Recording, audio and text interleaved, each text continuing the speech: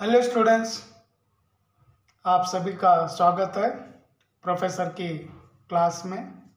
Students, आप जानते हैं ऑलरेडी मैंने बेसिक हिंदी कोर्स शुरू किया हूं और आज भूतकाल में यू यानी इंग्लिश का जो यू वर्ड है हिंदी में तुम, तू, आप, ये तीन वर्ड और तीन वर्ड के साथ वहाँ या ही शी इट, हिंदी में एक ही वर्ड है वहाँ, ये वहाँ वर्ड और ये तीन वर्ड तुम, तू, आप किस तरह से सेंटेंस में क्या इस्तेमाल करना चाहिए, सेंटेंस फॉर्मेशन करते समय इन वर्ड्स का उपयोग किस तरह से करना चाहिए, कहाँ कहाँ पर इस्तेमाल करना चाहिए और कौन सा क्रिया शब्द इस्तेमाल करना चाहिए वो आपको सिखाऊंगा।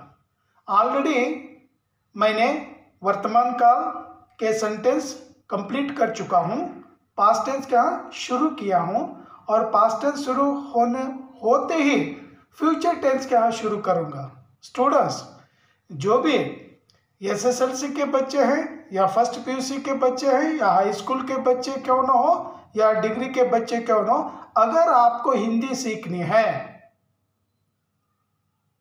हिंदी में अगर आप अच्छे बनना चाहते हैं, ये जो बेसिक हिंदी कोर्स है इस कोर्स को अपना लीजिए और डेली जो भी मैं पढ़ा रहा हूं उसे क्या घर पर ही अभ्यास करिए।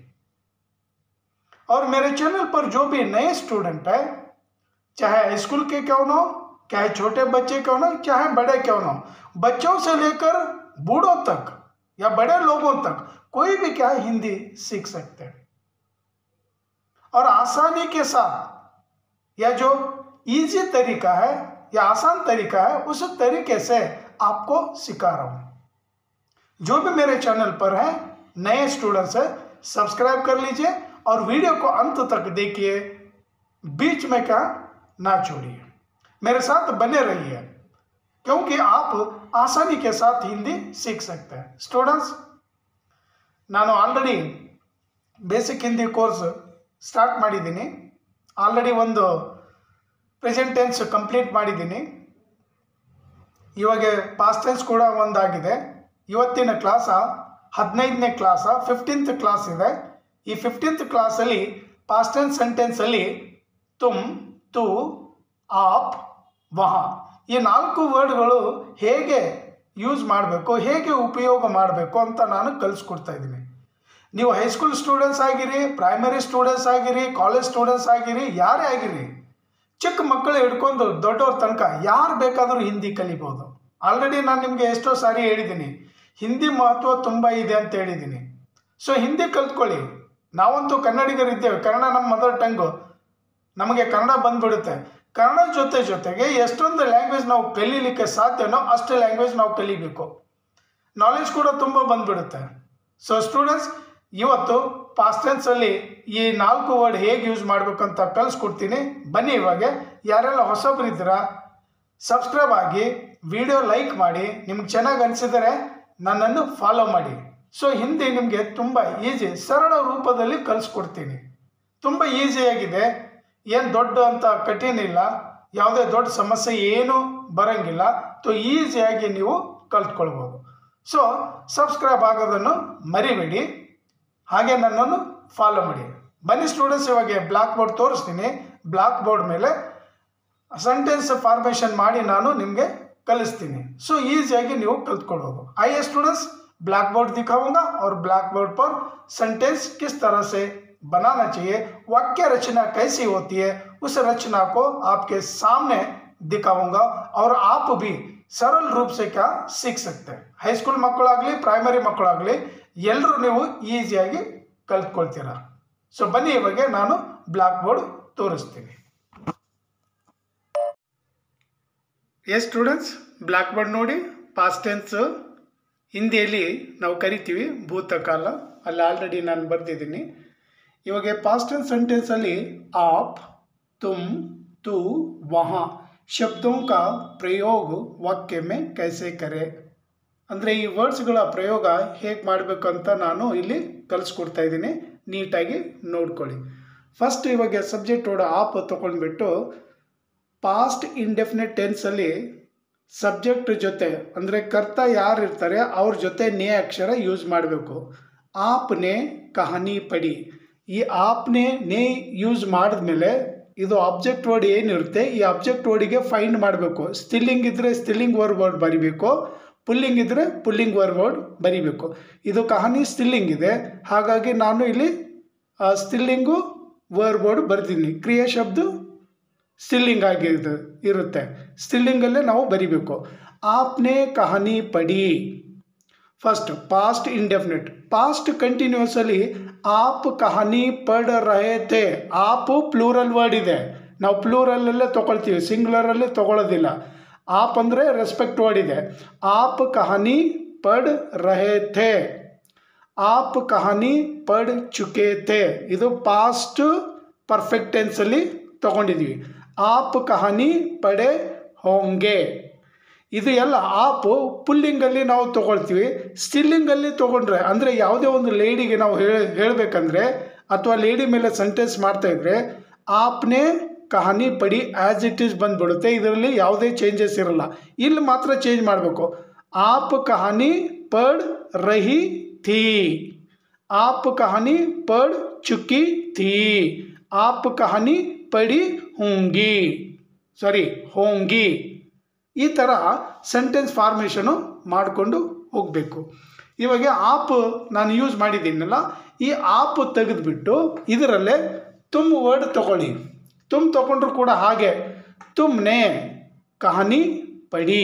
ತುಮ್ಮು ಮತ್ತು ಆಪು ನಾವು ಯಾವಾಗಲೂ ಬಹುವಚನದಲ್ಲೇ ಯೂಸ್ ಮಾಡ್ತೀವಿ.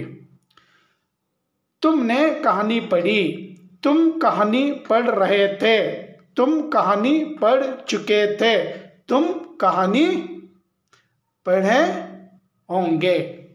ಪ್ಲೂರಲಲ್ಲಿದೆ, ಪ್ಲೂರಲಲ್ಲೇ ನಾವು ಮಾಡಬೇಕು. ಆಮೇಲೆ ತುಮ್ ಆದಮೇಲೆ ತು ಇದು ಸಿಂಗ್ಯುಲರ್ ವರ್ಡ್ ಅಲ್ಲ, ಅದು ಒಂದೇ ಲೆಟ್ರ್ ಇದೆ, ಸಿಂಗ್ಯುಲರ್ ಲೆಟ್ರು. ತೂನೆ ಅದ್ರ ಜೊತೆ ಕೂಡ ನೇ ಹಚ್ಚಿ, ತೂನೆ ಕಹಾನಿ ಪಡಿ. ಎಲ್ಲದಕ್ಕೂ ಯಾಕಂದರೆ ಇದು ಸ್ಟಿಲ್ಲಿಂಗ್ ಇದೆ, ಪಡಿನೇ ಬರಿಬೇಕು. ತೂನೆ ಕಹಾನಿ ಪಡಿ, ತೂ ಕಹಾನಿ ಪಡ್ ರಹಾ ಥಾ, ಸಿಂಗ್ಯುಲರ್ ಇದೆ, ಇಲ್ಲಿ ರಹೆ ಮಾಡಬಾರ್ದು.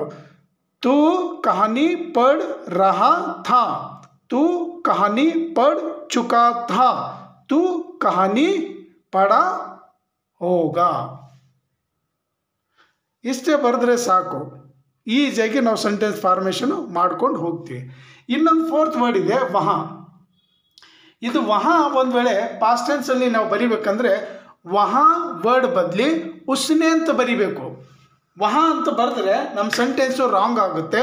ಇದು ವಹ ವರ್ಡ್ ನಾವು ತೊಗೊಳ್ತೀವಲ್ಲ, ಈ ವಹ ವರ್ಡಿಗೆ ನಾವು ಇಲ್ಲಿ ಏನು ಬರಿಬೇಕಂದ್ರೆ ಉಸ್ನೆ, ಉಸ್ನೆ ಕಹಾನಿ ಪಡಿ. ನೆಕ್ಸ್ಟ್ ಸೆಕೆಂಡ್ ಸೆಂಟೆನ್ಸು ಥರ್ಡ್ ಫೋರ್ತಲ್ಲಿ ವಹ ತೊಗೊಳ್ಬೇಕು. ಉಸ್ನೆ ಕಹಾನಿ ಪಡಿ, ವಹ ಕಹಾನಿ ಪಡ್ ರಹಾ ಥಾ, ವಹ ಕಹಾನಿ ಪಡ್ ಚುಕಾ ಥಾ, ವಹ ಕಹಾನಿ ಪಡಾ ಹೋಗಾ. ಈ ಥರ ಸೆಂಟೆನ್ಸ್ ಫಾರ್ಮೇಷನ್ನು ಮಾಡೋದನ್ನು ಈಸಿಯಾಗಿ ನಾವು ಕಲ್ತ್ಕೊಳ್ಬೋದು. ಸೊ ಇದು ಸೆಂಟೆನ್ಸ್ ಫಾರ್ಮೇಷನ್ನು ತುಂಬ ಈಸಿಯಾಗಿದೆ, ನೀವು ಕೂಡ ಈಸಿಯಾಗಿ ಕಲ್ತ್ಕೊಳ್ಬೋದು. ಸೊ ಈ 4 ವರ್ಡು ಯಾವ ಥರ ನಾವು ಯೂಸ್ ಮಾಡಬೇಕಂತ ನಾನು ತೋರಿಸಿದ್ದೀನಿ, ನೀಟಾಗಿ ನೀವು ನೋಡ್ಕೊಳ್ಳಿ, ಹಾಗೆ ಮಾಡ್ಕೊಳ್ಳಿ. ಆಪ್ ತುಮ್ ತು ವಹ ಶಬ್ದೋं का प्रयोग वाक्य में कैसे करें, ಈ ಥರ ಯಾವ ಥರ ನಾವು ಮಾಡಬೇಕು ಅಂತ ಕಲಿಸ್ಕೊಡ್ತಿದ್ದೀನಿ. ಆಮೇಲೆ ಯಾವುದಾದ್ರೂ ಹೆಸರು ತೊಗೊಂಡು ನೀವು ಮಾಡಬೇಕಂದ್ರೆ ಇಲ್ಲಿ ಗೀತಾ ಅಂತ ತೊಗೊಂಡ್ರೆ ಗೀತಾನೇ ಕಹಾನಿ ಪಡಿ. ಇಲ್ಲಿ ಗೀತಾ ಸ್ಟಿಲ್ಲಿಂಗ್ ಇರಲಿ ಅಥವಾ ಪುಲ್ಲಿಂಗ್ ವರ್ಡ್ ಇರಲಿ ಸಬ್ಜೆಕ್ಟಲ್ಲಿ, ಇದು ಮಾತ್ರ ಚೇಂಜ್ ಆಗಲ್ಲ. ಇವಾಗ ನೋಡಿ, ಗೀತಾ ಸ್ಟಿಲ್ಲಿಂಗ್ ವರ್ಡ್ ಇದೆ, ಗೀತಾನೇ ಕಹಾನಿ ಪಡಿ ಆ್ಯಸ್ ಇಟ್ ಈಸ್. ಆಮೇಲೆ ಇಲ್ಲಿ ರವಿ ಅಂತ ತೊಗೊಳ್ಳಿ, ರವಿ ಪುಲ್ಲಿಂಗ್ ಇದೆ, ರವಿನೇ ಕಹಾನಿ ಪಡಿ. ರವಿ ಇರಲಿ ಅಥವಾ ಗೀತಾ ಇರಲಿ, ಇದು ಮಾತ್ರ ಚೇಂಜ್ ಆಗಲ್ಲ. ಯಾಕೆ ಚೇಂಜ್ ಆಗಲ್ಲ ಅಂದರೆ ಈ ಕ್ರಿಯೆ ಶಬ್ದ ಇದೆಯಲ್ಲ ಇದ್ರ ಮೇಲೆ ಡಿಪೆಂಡ್ ಇರುತ್ತೆ.